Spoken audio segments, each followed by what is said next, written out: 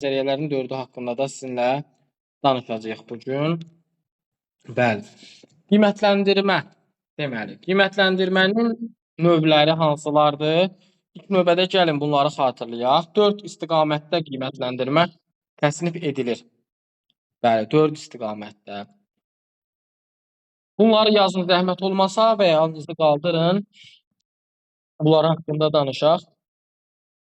Günel xanım, siz buyurun deyin.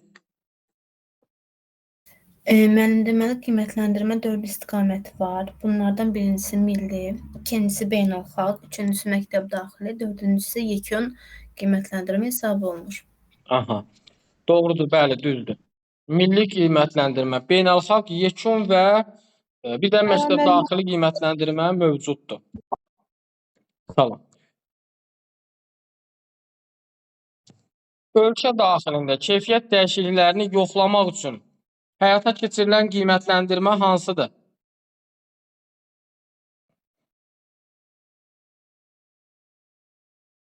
Milli qiymətləndirmə, doğrudur. Ölkəmizin təhsil sistemini başqa ölkələrlə müqayisə etmək məqsədi ilə aparılan qiymətləndirmə hansıdır? Beynəlxalq qiymətləndirmə, doğrudur. Səviyyələrin sonunda ümumi orta təhsil səviyyəsinin və tam orta təhsil səviyyəsinin sonunda aparılan qiymətləndirmə bəs hansıdır sizcə? Yekun qiymətləndirmədir. Bəli, yekun qiymət, doğrudur. Bəs müəllimlər, bu məktəb daxili qiymətləndirmənin hansı növləri var?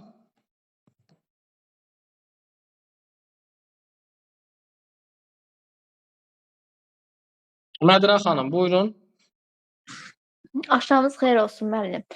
Məktəb daxili qiymətləndirmənin diaqnostik, formativ və summativ olmaqla 3 növü vardır və summativ qiymətləndirmə də özü 2 yerə ayrılır. Böyük summativ qiymətləndirmə və kiçik summativ qiymətləndirmə.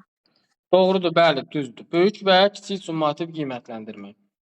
Məzmun standartlarının nə dərəcədə mənimsənildiyini yoxlayan qiymətləndirmə hansıdır? Məzmun standartlarının nə dərəcədə mənimsənildiyini müəyyənləşdirən qiymətləndirmə növü. Günay xanım, buyurun. Müəllim, məzmun standartı formativ qiymətləndirmə əsaslanır. Yəni gündəlik ərzində keçirilir. Formativ qiymətləndirmə. Yox, formativ qiymətləndirmə deyil.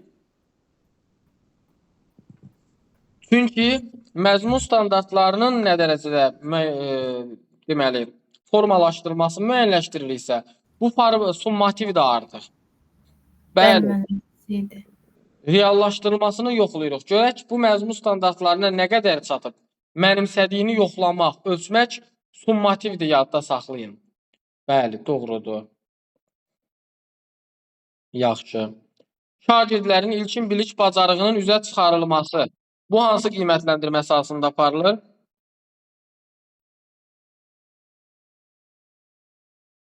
Almaz xanım, buyurun. Diaqnostik qiymətləndirmə. Diaqnostik qiymətləndirmə əsasında aparılır, doğrudur. İlkin bilik və bacarıqların üzə çıxarılması. Bəs müəllimlər, sizcə diaqnostik qiymətləndirmə zamanı şagirdlərin bilik bacarıqları ilə yanaşı, onların psixoloji vəziyyətini də müəyyənləşdirə bilərikmi?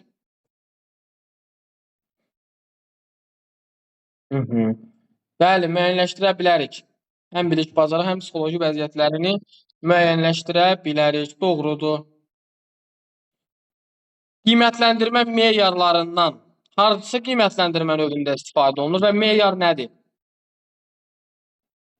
Qiymətləndirmə meyarlarından hansı qiymətləndirmə növündə istifadə edirik? Formativdə, bəli, formativ qiymətləndirmədə meyarlardan istifadə olunur, doğrudur. 100 ballıq qiymətləndirmə şkalası hardadır bəs?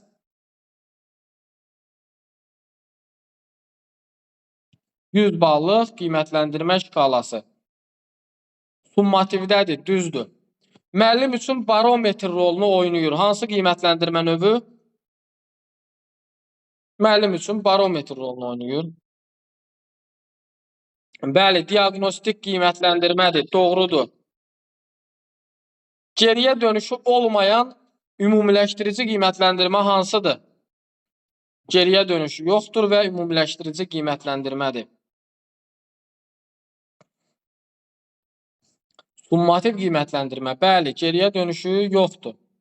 Doğrudur. Şagirdi gələcəyə aparan, onu irəliyə götürən qiymətləndirmə hansıdır? Gələcək yönümlü. Formativ. Bəli, doğrudur. Formativ qiymətləndirmədir. Şagirdi irəliyə aparan, onu gələcəyə götürən, olduğu yerdən olduğu yerə aparan qiymətləndirmədir. Hansı qiymətləndirmə növünün tərkibində biz şagirdlərə proses zamanı rəylər verə bilərik? Davamlı olaraq rəylər, əks əlaqə qura bilərik. Formativ qiymətləndirmədə. Bəs summativ qiymətləndirmə zamanı şagirdə rəy vermək olarmı?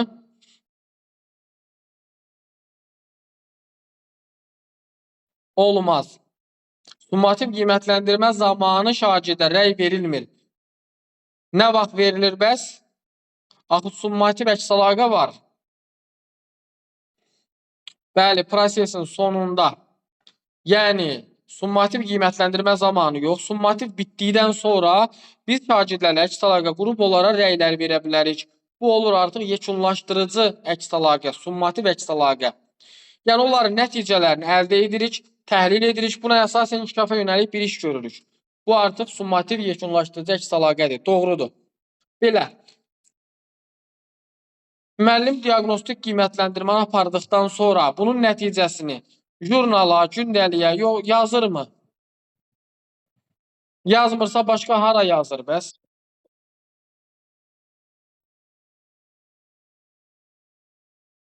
Bəli, şagirdin şəxsi qovluğuna, portfolyosunda bu nəticələri saxlayır. Bəs bu nəticələri saxlamaq mütləqdir, yoxsa müəllimin kefinə baxır? Saxlasa da olar, saxlamasa da. Mütləqdir, bəli. Doğrudur. Bəs yaxşı, şagirdin nəticəsinə, yekun nəticəyə bir təsiri yoxdursa, biz onu niyə saxlayırıq? Yəni, yekun nəticəyə bir təsiri yoxdur. Yekun nəticəyə təsiri yoxdursa, diaqnostikin nəticəsini biz niyə deyirik ki, mütləq saxlamalıyıq portfolyoda? Qeydiyyatını aparmalıyıq. Bir çox səbəbləri var. Sevda xanım, buyurun. Deməli, biz deyirik ki, müəllimin dərsi düzgün planlaşdırması üçün bu vacibdir də, bilməlidir. Bəli, doğrudur. Planlaşdırmaq üçün lazımdır, doğrudur. Həmçinin şagirdə fərdi yanaşmaq üçün onun xüsusiyyətlərini bilmək lazımdır. Hansı bilik bacarığa sahibdir. Bunların qeydiyyatı saxlanılmalıdır. Həmçinin sabah ola bilər ki, valideyn gələr deyər ki, mənim uşağım belə deyim də alimi idi. Sizin məktəbə düşəndən sonra zəiflədi. Bir sübutdur həm də bu bizim üçün. İlkin qiymətləndirmə keçirmişəm. Uşaq məktəbə gələndə sabah valideynin bir belə deyim də əsassız fikrinə görə biz onun qarşısına qoya bilərik. Budur sənin övladın, nəticəsi bu idi, indi də belədir. Ona görə də bu bir sənəddir, saxlanılmalıdır təbii ki. Doğrudur. Yaxşı, belə. Əgər şagird KSG keçirilən gün məktəbə dərsə gəlməyibsə, müəllim nə etməlidir bu halda?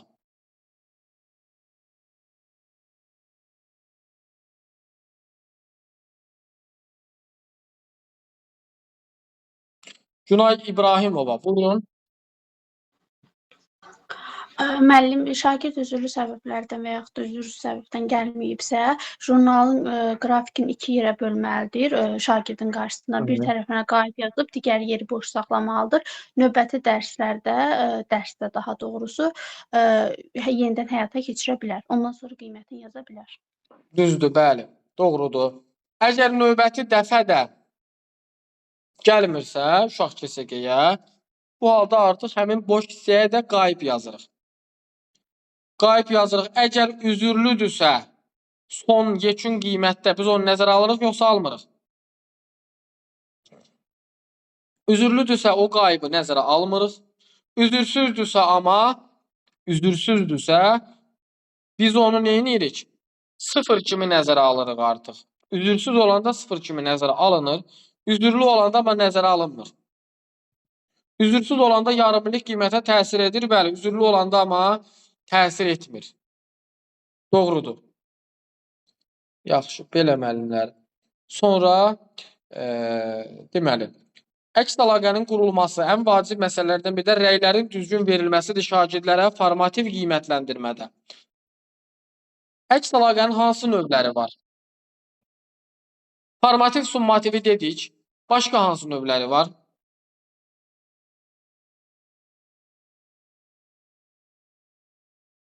Mədinə xanım, buyurun.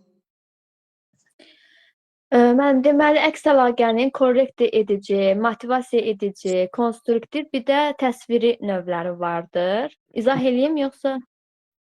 Siz deyin nədir? Korrekt edici rəy.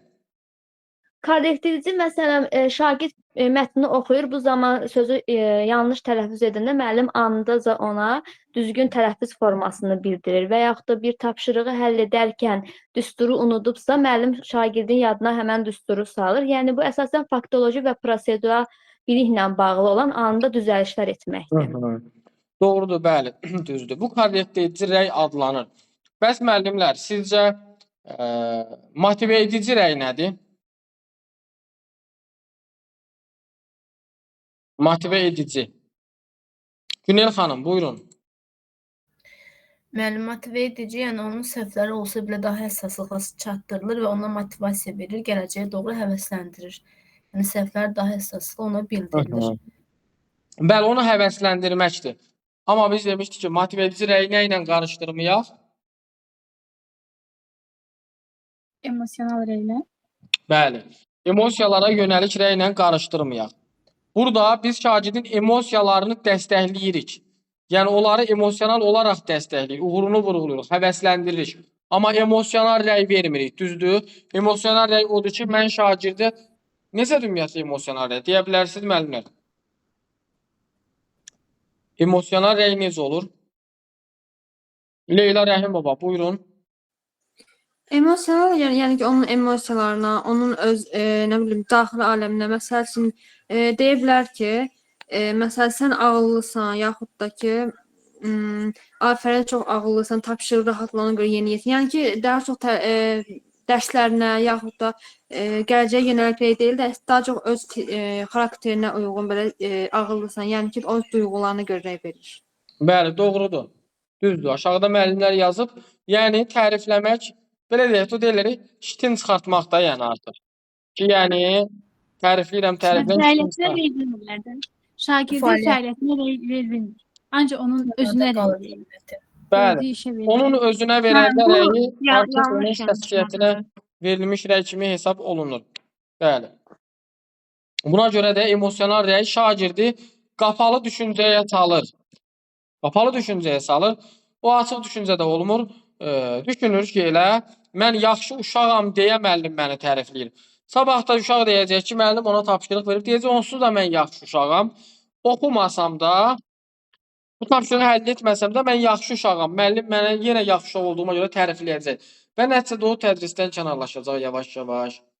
Və yaxud da onu ailəsinə görə, başqasına görə tərifləyəndə düşünəcək ki, həmişə bu belə olmalıdır. Arxayınlaşacaq, bəli. Bu səbəbdən də uşaqları, insanları ümumiyyətlə fəaliyyətinə görə tərifləmək lazımdır ki, nə olmasın? Qoltuğun altı qarpızlanmasın. Qapalı düşüncəyə düşməsin. İşinə dəyər vermək lazımdır, işinə. Şəxsiyyətinə yox. Yaxşı, bəs ümumiyyətlə konstruktiv rəy var, bir də destruktiv rəy var. Konstruktiv deyəndə necə rəyləri konstruktiv götürə bilərik? Konstruktiv rəylər. Hansı xüsusiyyətləri olur konstruktiv rəyin? Surə xanım, buyurun. Hemen konstruktif rəy, yəni buradan bəlli olur ki, şagird burada yəni bilir ki, nəyi düzgün, nəyi yanlış eləyir. Yəni səhvlərini burada necə düzəltmək olar? Sanki müəllim burada rəng verərkən səhvini deyirsə də ona bir istiqamət verir ki, yəni ki, bu səhvini bu şəkildə də aradan qaldıra da bilərsən. Yəni burada nəyi yanlış, nəyi doğru yerinə yetirib yetirmədiyi haqqında müəllim. Bəli, doğrudur, düzdür. Əlavə edə bilərikmi müəllimlər? Zəhra xanım, buyurun. Konstruktiv rəy daha çox spesifik olur. Əgər harda səhvi varsa, o səhvi dəqiqliklə vurğulayır. və həmin səhvi necə düzəldəcəyini bildirir. Yerində verilir. Yəni daha sonradan sən burada səhv etmişdin, ona görə belə oldu kimi yox. Burada səhv Bəli. etdin, həmin an yəni onun səhvi qeyd olunur. Bir də ki, həssaslığı çatdırılır. Yəni kobud şəkildə yox, həssaslıq da çatdırılır, daha həssas yanaşılır uşağa. Düzdür, bəli. Bir də rəylər həmçinin də təlim nəticəsi ilə uyğunluq təşkil eləməlidir. Dərsin məqsədi ilə əlaqəli olmalıdır. Yəni rəy verirəmsə, məqsədə yönəlik rəy verməliyəm mən şagirdə. Aydan, çaydan, dağdan yox. Bugünkü məqsədimiz nədir? Onunla bağlı rəylər verməliyəm, bəli. Doğrudur. Belə. Konstruktiv, destruktiv rəy necə olur bəs müəllimlər? Dağıdıcı, destruktiv rəylər. O da yəqin əksi olur da müəllim. Necə olur destruktiv rəylər? Bəli, əksi. Bütün mənfi cəhətlər də ora aiddir artıq. Keçmişə yönəlik olması, emosiyalara yönəlik olması, ümumi olması, spesifik yox, ümumi olması, istiqamətin verilməməsi, həssaslıqla çatdırılmaması, gecikdirilməsi, bəli. Təlim nəticəsi ilə bağlılığının olmaması, bunlar hamısı yanlış, destruktiv və ya dekonstruktiv rəy adlanır. Destruktiv, dekonstruktiv, hamısı yanlış hesab olunan rəylərdir. Belə. Yaxşı müəllimlər. Rubrik nədir bəs? Rubrik haqqında nə deyə bilərik? Ümumiyyətlə, rubrik nədir? Rubrik nə üçün hazırlanır? Nəyə xidmət eləyir yəni rubrik?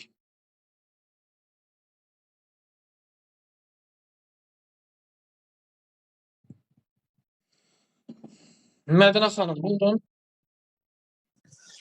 Müəllim, rubriklər qiymətləndirmə aparmaq üçün yəni istifadə olunur, bələdçi rolunu daşıyır. Yəni burada müxtəlif meyarlar olur. İndi onun növləri var. Holistik rubrik var, analitik rubrik var. Analitik rubrikdə məsələn ayrı meyarlar üzrə qiymətləndirilir, amma holistikdə isə ümumi bütün meyarlar eyni anda yəni qiymətləndirilir, tətbiq edilir. Sonra ümumi rubriklər var, ilin əvvəlində hazırlanır. Bir də tapşırığa əsaslanan rubriklər var idi ki, onlar gündəlik tapşırığa uyğun meyarlar üzrə hazırlanır.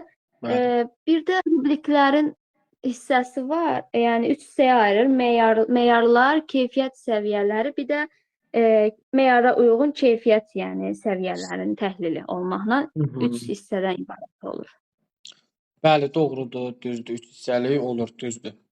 Deməli, analitik daha detallı, hər bir fəaliyyəti ayrı-ayrılıqda qiymətləndirən bir cədvəldir. Analitik. Amma holistik rubrik ümumidir. Burada biz ayrı-ayrı qiymətləndirmə aparmırıq, detallı etmirik. Şagirdin fəaliyyətini ümumi şəkildə dəyərləndiririk. Ümumi bir mühakimə əsasında. Sonra o holistik olur. Tapşırığa əsaslanan bugünkü tapşırığımızla bağlıdır. Onu mən hər gün dəyişəcəm, hər dərs başqa mövzuya keçdikcə yeni-yeni rubriklər, tapşırığa əsasən rubriklər hazırlayacağam. Ümumi rubrik amma adından məlum, ümumidir. İlin əvvəlində, bölmənin əvvəlində bir dənə rubrik hazırlayıram. Daha çox bacarıqlara əsaslanır. Konkret mövzuna əlaqəsi olmur. Onu mən istənilən bir dərsdə, tapşırıqda tətbiq edə bilərəm. Yeniləməyimə ehtiyac qalmır. Ümumi ilə tapşırığa əsaslananın da fərqi budur. Müxtəlif tapşırıqları vermək olur da ümumi. Bəli. Yəni bir çox tapşırıq. Belə. Sonra müəllimlər, summativ qiymətləndirmədə verilən qiymətlərin bal aralığı necədir? Misal üçün 100 ballı şkalada 20, 30, 30, 20 prinsipi var. Sualların səviyyəsidir bu. Bəs qiymətlər necə bölünür? Günel xanım, buyurun. Mənim deməli 0-40 aralığı var, aşağı hesab olunur. Sonra 40-60 aralığı orta hesab olunur. 41-60 aralığı. 30. 0-30. 30. Bəli. Bəli, 0-30. Sonra 31-60 aralığı orta, 60. Yəni 31-dən qeyd olunmur orada. 30-60 elə, yəni 30 daxil deyil, artıq 31-dən başlayır. Bəli. Sonra 60-80 aralığı yaxşı, 80-100 aralığı isə əla olaraq qiymətləndirilir. Düzdür, bəli, doğrudur, düzdür.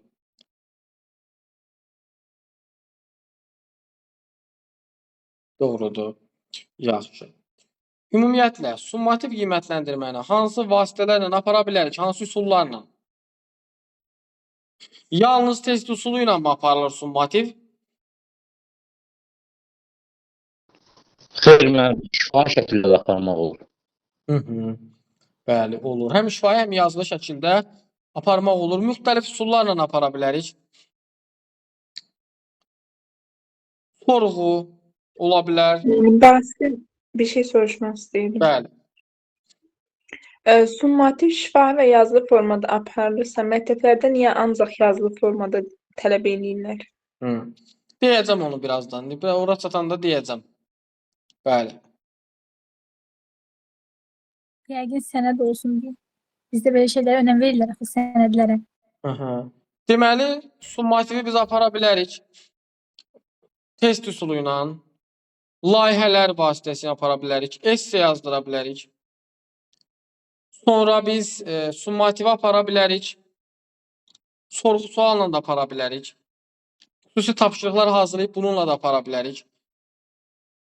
Lakin nəyə görə ən çox test üsulu ilə aparılır? Bunu müəllim işləyəndə biləcəksiniz. Əlində sübut olmaq üçün müəllim. Valideyn Ona sonra görə- gəldikdə əlində sübut olmaq üçün. Aha. Ona görə test üsulu aparılır ki, test üsulu daha yığcam və tez başa gələn bir üsuldur. Siniflərdə də şagird sayı çox olduğuna görə bunu test üsuluna aparmaq daha az vaxt əzər və daha rahat olur. Summativ rəsmi qiymətləndirmədir. Rəsmi olduğuna görə də mütləq onun bütün qeydiyyatı aparılmalıdır. Sualların səviyyəsindən tutmuş, şagirdlərin verdikləri cavablar və bu cavablara verilən ballar hamısı detallı qeyd olunmalıdır əslində. Bunun da hamısı test üsulunda yığcam formada yəni hazırdır. Suallar səviyyəsinə görə bölünübdür, vaxta görə bölünübdür, falan filan hamısı. Bir dənə testi veririk, nəticəni əldə edib orada artıq müəyyən yazı pozisiyalarını aparmaq lazımdır. Buna görə ən çox istifadə olunur summa test üsulundan. Amma təbii ki, test üsulunun mənfi cəhətləri var. Mənfi cəhəti odur ki, burada yaradıcılıq, tənqidi təfəkkür bacarıqları, ünsiyyət bacarıqlarını biz ölçə bilmirik. Bu səbəbdən də bəzən yaxşı olar ki, müəllimlər il ərzində heç olmasa summativi başqa yollarla da aparsınlar. Ən azından yaradıcı tapşırıqlarla və ya başqa üsullarla da həyata keçirsinlər yəni. Ki, digər bacarıqları da ölçə bilək. Bəli.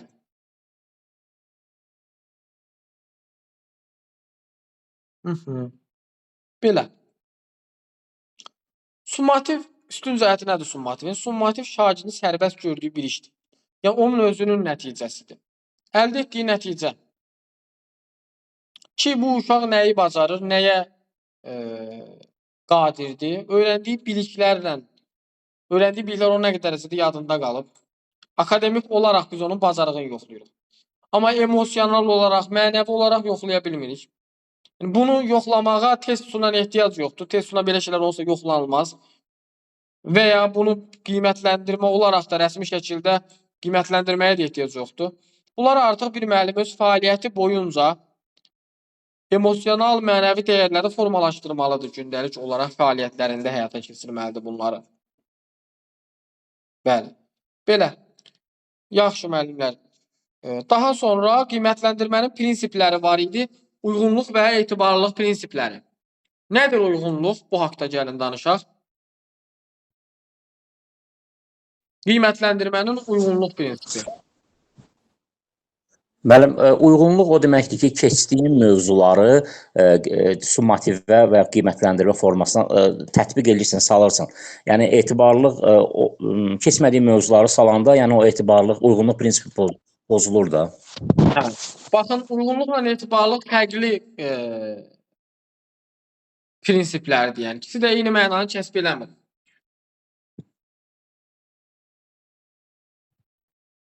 Fatimə xanım, sizcə nədir etibarlılıq? Salam müəllim. Uyğunluq dedikdə orada verilən təlim nəticələri Təlim nəticələri ilə verilən suallar bir-birinə uyğun olmalıdır. Yəni əgər təlim nəticəsini yazırıqsa, suallar da ona uyğun olmalıdır. Başqa sual verdikdə artıq burada uyğunluq pozulmuş olur. Etibarlılıq dedikdə isə şagirdin, məsələn, şagird bir ay əvvəl keçirilən summativdə 80 bal yığır. Digər növbəti dəfə, yəni üstündən bir müddət keçdikdən sonra həmin testi şagirdə verdikdə ona yaxın bir nəticə toplamalıdır. Əgər daha az bir nəticə toplasa, onda uyğunluq prinsipi pozulmuş olur. Aha, etibarlı yoxsa uyğunluq? Etibarlılıq. Etibarlılıq pozulmuş olur, doğrudur, bəli. Deməli, uyğunluq keçirilən mövzuların bir-birinə uyğunluğudur ki, mən saldığım sualı keçdiyim mövzuya ilə bağlı salmalıyam, yəni. Etibarlı da bəli, nəticələr arasındakı oxşarlıqdır. Etibarlı biz iki cür oxuya bilərik. Ya verdiyimiz sualı yenidən şagirdə təqdim edirik, ya da həmin bölümə daxilində fərqli suallar təqdim edilir şagirdlərə. Oxşarlıq. Yəni, burada oxşar olması bəs eləyir. Mütləq ki, eyni nəticə olmalıdır, yox. 80%-dirsə 70, 75, bunlar bəs eləyər. Yox, əgər 80-dən 50-yə düşürsə, burada etibarlılıq pozulmuş ola bilər. Bəli. Yaxşı müəllimlər, bəs əgər misal üçün deyir, müəllim KTQ keçirir və bu zaman planlaşdırmasında olan mövzulardan birini tədris eləyə bilməyib. Amma ondan da suallar salıb şagirdlərə və şagirdlərə əvvəlcədən deyib ki, uşaqlar, bu mövzudan da sual salam, gedin onu evdə oxuyun, gəlin. Oradan da sual salacağım. Sizcə bu doğrudur, yoxsa yanlış?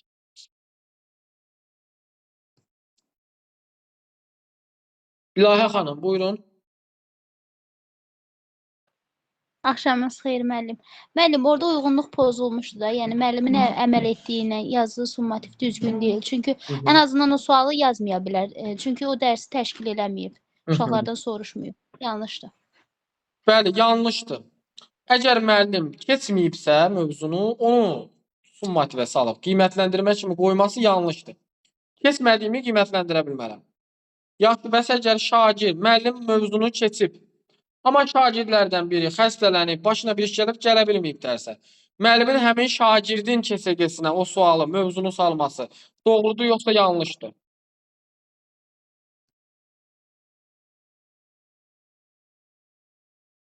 Leyla xanım, buyurun. Yəni, məncə doğrudur. Çünki bir şagirdə görə sinifdə o qədər şagirdin haqqına girmək olmaz. Onlar ən azından keçibdir. O birisi şagirdə də, yəni ara günlərdə fərdi şəkildə də onu tədris eləyə bilər, maraqlana bilər, yaxud da ki, onun öyrənə bilməyi üçün hər hansı bir metod tətbiq eləyə bilər ki, summativ qiymətləndirmədə geri qalmasın. Bəli, doğrudur, düzdür. Doğrudur. Haqlısınız. Yaxşı müəllimlər. Belə. Sonra daha sonra qiymətləndirmənin prinsiplərində dedik.